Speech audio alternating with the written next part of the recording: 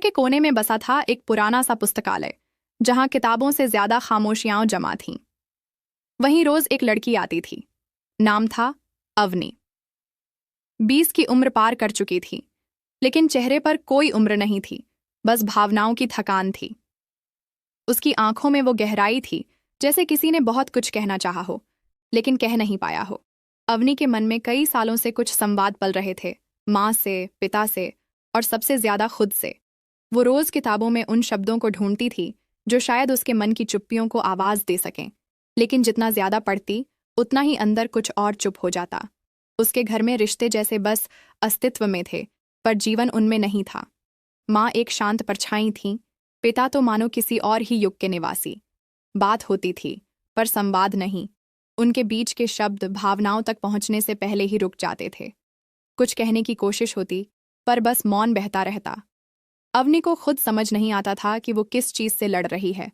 वो बस जानती थी कि उसके भीतर कुछ बहुत अधूरा है, एक ऐसा संवाद जो कभी पूरा नहीं हो पाया, और अब मौन बनकर उसके भीतर पल रहा है। एक शाम, जब वो पुस्तकालय की सबसे शांत कोने में बैठी थी, एक बूढ़ी औरत वहां आई। चुपचाप पास बैठ गई। वो औरत बहुत सामान्य थी, पर उसकी आंखों में कुछ अलग था, जैसे वो अवनी की आत्मा को देख रही हो। उसने अवनी से कुछ नहीं कहा, बस एक छोटी सी काली मूर्ति उसकी तरफ बढ़ा दी। माँ काली की एक रुपहली प्रतिमा। अवनी ने प्रतिमा ली, कुछ बोली नहीं, पर उस पल उसके भीतर कुछ खींचा, जैसे कोई पुराना धागा जो टूट चुका था फिर से जुड़ने को हिल गया हो। उसने माँ काली की प्रतिमा को ध्यान से देखा। क्रोध में शांत, अंधकार में प्रकाश, और मौन में गर्जना। उसी रात अवनी ने पहली बार माँ काली से बात की। मन में नहीं, शब्दों में भी नहीं, बस मौन में। उसने सिर्फ एक प्रश्न किया, क्या मैं कभी अपने भीतर पलते अधूरे संवादों को पूरा कर पाऊंगी? जवाब नहीं आया, पर एक अनुभव हुआ। कमरे में सन्नाटा गहरा हो गया था, और उसी सन्नाटे में एक गूंज उठी थी, भीतर की। अगली सुबह अवनी उठी तो उसकी आंखों में कोई नया भाव था। अब वो किताबों में कुछ ढूंढने नहीं जा रही थी, अब वो खुद को जानने निकली थी। माँ काली की प्रतिमा अब उसकी मेज पर थी, और उसकी मौन उपस्थिति जैसे उसे धीरे धीरे भीतर का उजाला दिखा रही थी, जहां वो संवाद थे, अधूरे पर सुबह की पहली किरण जैसे ही कमरे की दीवार पर पड़ी, अवनी की आंखें खुलीं। वह कुछ देर बिस्तर पर लेटी रही, आंखें छत की तरफ टिकाए। रात के उस मौन संवाद ने उसके भीतर कुछ ऐसा हिला दिया था जो सालों से जड़ था। उसने माँ काली की प्रतिमा की ओर देखा। वो छोटी सी मूर्ति अब महज एक चीज नहीं रही थी, वो उसकी आत्मा की संगिनी बन चुकी थी। उस दिन अवनी ने पहली बार खुद से यह पूछने की हिम्मत की, मैं इतना अधूरा क्यों महसूस करती हूं? जवाब कोई बाहर से नहीं आया, पर भीतर कोई हल्का सा कंपन उठा, जैसे एक दरवाजा अंदर कहीं खुला हो, पर अभी पूरी तरह नहीं। माँ ने टेबल पर नाश्ता रखा, लेकिन नजरें नहीं मिलाईं। रोज की तरह वो वापस अपने कमरे में चली गईं। अवनी ने प्लेट देखी, और पहली बार उसके अंदर कुछ चुभा नहीं, बल्कि एक कोमल सी व्यथा हुई। उसने प्लेट को उठाया और माँ के कमरे की ओर चल दी। दरवाजे के पास पहुंचकर कुछ सेकंड रुक गई। हाथ दरवाजे पर था, लेकिन खुलने से डर रहा था। कुछ कहने का मन था, पर शब्द जैसे गले में अटक गए। वही अधूरा संवाद फिर से, पर इस बार अवनी ने दरवाजा खटखटाया। माँ ने धीमी आवाज में कहा, हाँ। अवनी ने दरवाजा खोला और बिना कुछ बोले प्लेट माँ की ओर बढ़ा दी। माँ ने चौंक कर देखा, फिर हल्की मुस्कान दी और कहा, तूने खुद लाया? अवनी ने बस सिर हिलाया, कुछ नहीं कहा, पर उसी मौन में जैसे वर्षों का कोई जमी बर्फ पिघला। रात को उसने फिर माँ काली की प्रतिमा के सामने एक दिया जलाया। अब वो कोई पूजा की परंपरा नहीं थी, वो अपने भीतर के अंधेरे को देखने की एक कोशिश थी। उसने आंखें बंद कीं और वहीं प्रश्न दोहराया, क्या मैं कुछ कह पाऊंगी? मन में हलचल हुई। एक स्मृति तैर कर आई। 5 साल पहले का एक क्षण, जब अवनी कुछ कहना चाहती थी, पर पिता के कठोर शब्दों से डरकर चुप हो गई थी। वो क्षण अब भी जिंदा था, एक अधूरी चीख की तरह, जो आज तक बिना आवाज के गूंज रही थी। उसने माँ काली की ओर देखा, क्रोधमयी, भयावह, फिर भी अपने भीतर गहराई से सौम्य। उसे पहली बार यह समझ आया कि मौन सिर्फ डर का नाम नहीं है। कभी कभी मौन ही वो शक्ति होता है जिसमें सबसे गहरे सच उभरते हैं। अवनी को लगने लगा कि इन अधूरे संवादों से भागने के बजाय उन्हें सुनना जरूरी है, शायद बोलना उतना जरूरी नहीं जितना उन्हें भीतर से स्वीकार करना। माँ काली उसी मौन में उसके साथ थीं, शब्दों के बिना, पर पूर्ण उपस्थिति में। अगले दिन वो किताबों के बीच नहीं गई, बल्कि एक सादा कॉपी लेकर बैठी। उसमें कोई कहानी नहीं, कोई कविता नहीं, बस वही संवाद जो अधूरे थे। उसने पेन उठाया और लिखा, माँ, जब आप चुप हो जाती हैं, मुझे लगता है कि मेरी भावना गलत है। पापा, जब आपने कहा था कि मेरी बातों में वक़्त बर्बाद होता है, उस दिन कुछ मर सा गया था। खुद से। तू काबिल है महसूस करने की, तू काबिल है टूटने की भी। अवनी लिखती रही, जैसे भीतर के जले हुए अक्षर कागज पर रूप ले रहे हों। हर वाक्य के बाद एक मौन, और हर मौन के बाद एक राहत। शाम को वो फिर माँ के पास बैठी, बिना किसी कारण के। माँ ने पूछा नहीं, अवनी ने बताया नहीं, पर दोनों के बीच एक नई भाषा जन्म ले रही थी, मौन की। उसी रात, जब हवा खिड़की से अंदर आ रही थी और अवनी माँ काली की मूर्ति के सामने बैठी थी, उसे ऐसा लगा जैसे माँ काली के होठों पर एक क्षणिक मुस्कान है। शायद वो देख रही थीं कि अधूरे संवाद अब उजाले की ओर बढ़ने लगे हैं, मौन की रोशनी में। अवनी के कमरे में अब एक अलग सी ऊर्जा थी। दीवारें वहीं थीं, पर उनमें एक गहराई उभरने लगी थी, जैसे हर ईंट अब उसकी चुप्पियों की गवाह बनती जा रही हो। माँ काली की मूर्ति अब केवल एक प्रतिमा नहीं, बल्कि भीतर जागते उस मौन की साक्षी बन चुकी थी, जो अब धीरे धीरे संवाद में बदलने की इच्छा कर रहा था। कॉपी में अधूरे वाक्य पूरे होने लगे थे। हर रात अवनी अपने अंदर से कुछ निकालकर उसमें दर्ज करती। यह कोई डायरी नहीं थी, बल्कि उसका अंतःकरण था, उसका एक ऐसा हिस्सा जो वर्षों तक मौन में जिया, अब पहली बार खुद को लिखने लगा था। एक दिन जब अवनी बरामदे में बैठी चाय पी रही थी, माँ वहीं पास में बैठी थीं, चुपचाप। पहले ऐसा होना असंभव था, एक साथ बैठना और मौन साझा करना। पर अब ये मौन डरावना नहीं था, बल्कि एक साथ होने का संकेत था। तभी माँ ने धीरे से पूछा, तू आजकल कुछ लिख रही है क्या? अवनी चौंकी नहीं, उसने सिर हिलाकर हाँ कहा। किस बारे में? माँ का स्वर बेहद सहज था, पर उसमें एक छुपी जिज्ञासा भी थी। कुछ देर सोचने के बाद अवनी बोली, अपने अंदर के उन शब्दों के बारे में जो कभी कहे नहीं गए। माँ कुछ क्षण चुप रहीं, फिर अचानक उनकी आंखें नम हो गईं। वो बोली, कभी कभी हम जो कहना चाहते हैं वो इतना भारी होता है कि जुबान तक आते आते दम तोड़ देता है। ये पहली बार था जब माँ ने भी अपने भीतर के मौन को स्वीकारा था। अवनी को महसूस हुआ कि अधूरे संवाद केवल उसी के नहीं थे, माँ भी अपने ही मौन के बोझ में दबी थीं। उस रात अवनी ने अपनी कॉपी में एक नया पन्ना जोड़ा, इस बार केवल अपने लिए नहीं, बल्कि माँ के लिए भी। उसने लिखा, तुम्हारा मौन भी एक कहानी है माँ। शायद तुम्हारे पास भी कहने को बहुत कुछ था, लेकिन किसी ने सुना नहीं।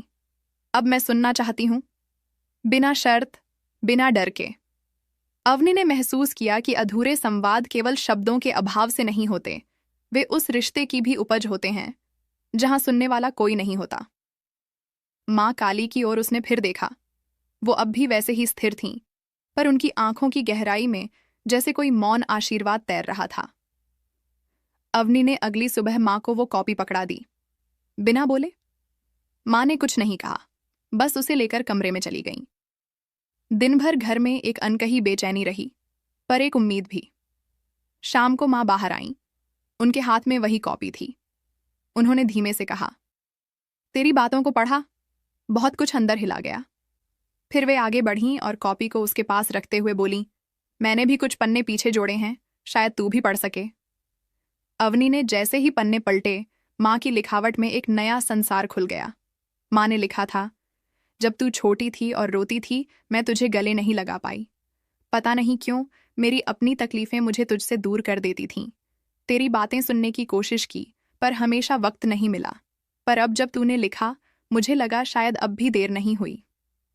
हर शब्द में माँ का वह दर्द था जो वर्षों तक न किसी ने पूछा और न ही उन्होंने खुद को समझाया। अवनी की आंखों से आंसू बहने लगे, पर इस बार वे दर्द के नहीं थे। ये उस मौन की वर्षा थी जो बरस कर साफ कर रही थी भीतर की पीड़ा।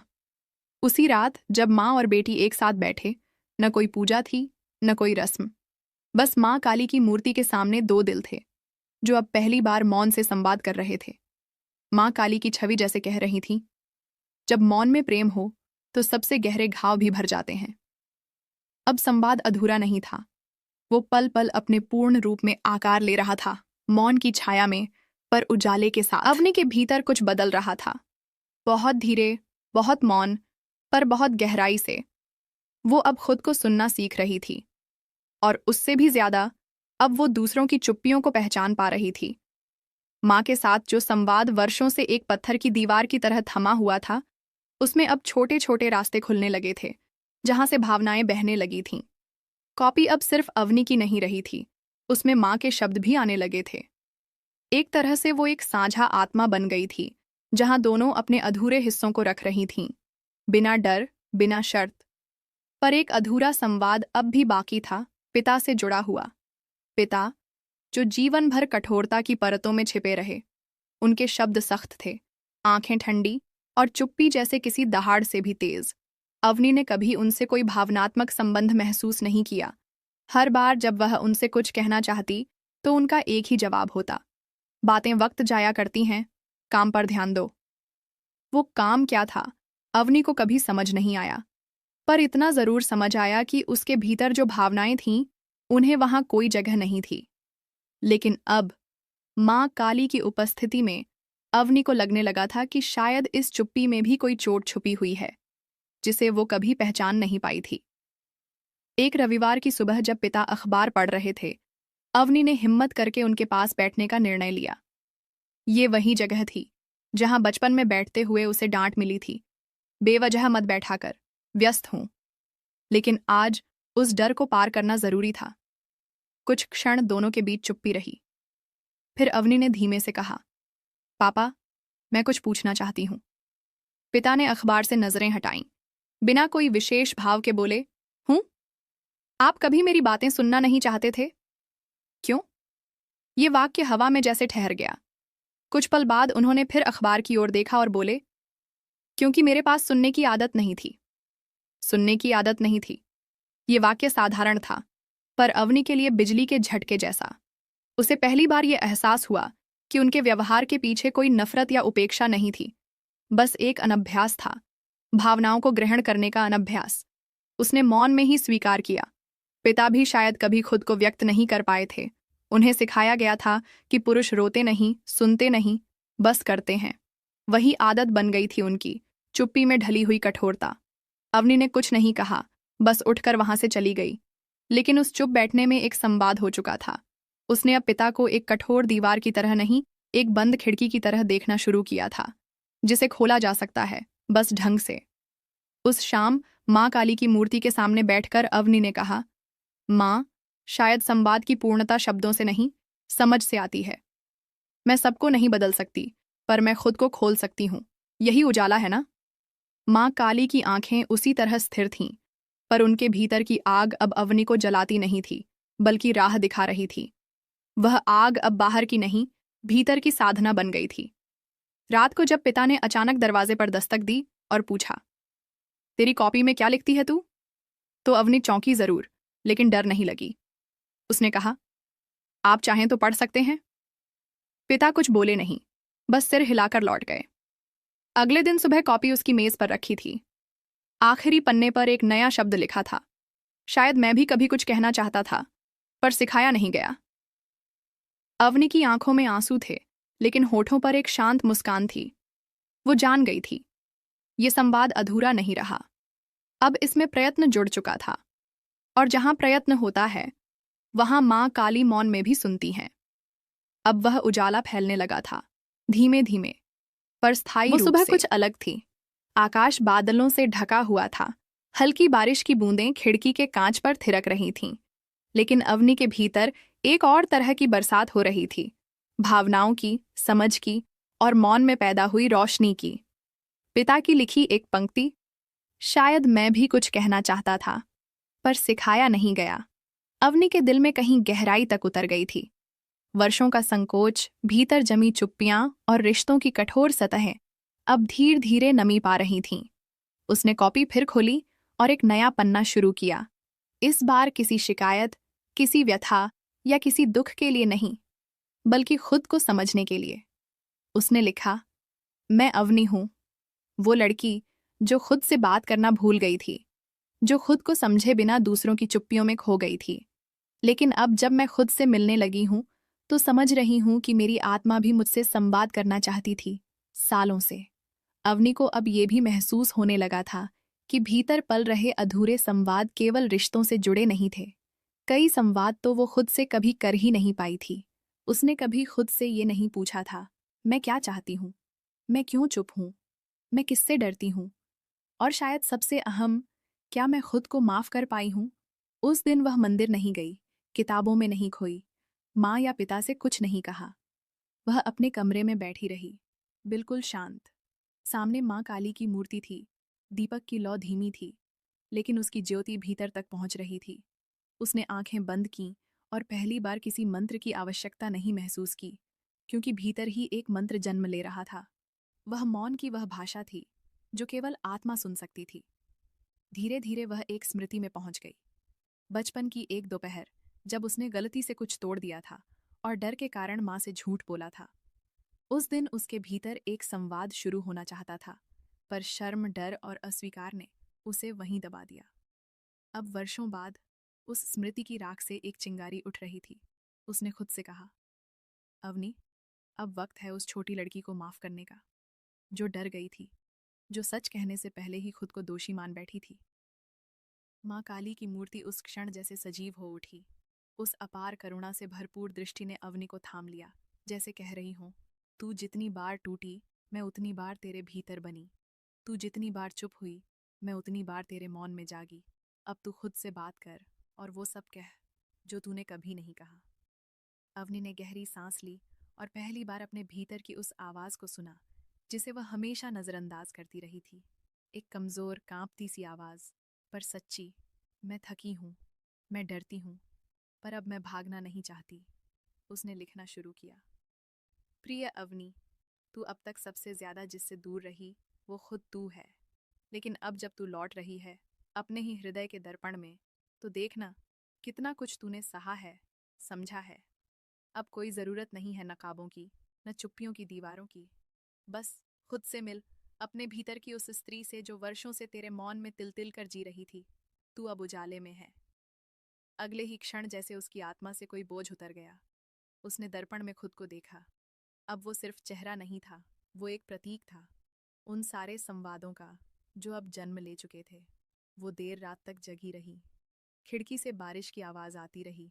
माँ काली की मूर्ति के पास दिया जलता रहा। अवनी अब रो नहीं रही थी, वो मुस्कुरा रही थी, क्योंकि अब वो जान चुकी थी, मौन की सबसे बड़ी शक्ति यही है कि वो हमें खुद से मिलवा देता है। और जब हम खुद से बात करने लगते हैं, तभी हम सच्चे संवादों के योग्य बनते हैं। और माँ काली, वो वहीं थीं, मौन में, पर साक्षात। उस सुबह सूरज धीरे धीरे कमरे में उतरा, जैसे हर कोने को सहलाना चाहता हो। अवनी की आंखें खुलीं तो उसे कोई घबराहट नहीं थी, न ही कोई भारीपन। वर्षों से पहली बार ऐसा हुआ था कि जागते ही मन शांत था, जैसे कोई उत्तर मिल चुका हो, जिसे वह खोजती नहीं रही थी, बस भीतर से प्रकट हुआ हो। कॉपी अब उसकी साधना बन गई थी। उसमें माँ से, पिता से, खुद से और अब जीवन से भी संवाद होने लगा था। हर पंक्ति में कोई अधूरी बात पूरी हो रही थी, कभी शब्दों से, कभी मौन से। उस दिन वह अपनी पुरानी तस्वीरों के अलमारी खोल बैठी।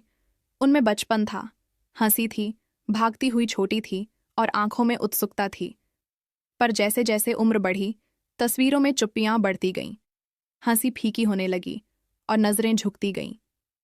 उसे याद आया कि कैसे वह हर बार कुछ कहने जाती और खुद को रोक लेती, यह सोचकर कि शायद उसका कहना व्यर्थ है। एक तस्वीर में वह स्कूल के नाटक में खड़ी थी। गर्भित नेत्रों में गर्व और डर साथ साथ थे।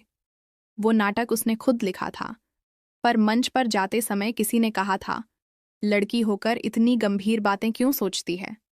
उसी दिन उसने लिखना बंद कर दिया था। वो बात एक तीर की तरह चुभी थी और चुपचाप उसके भीतर कहीं जम गई थी।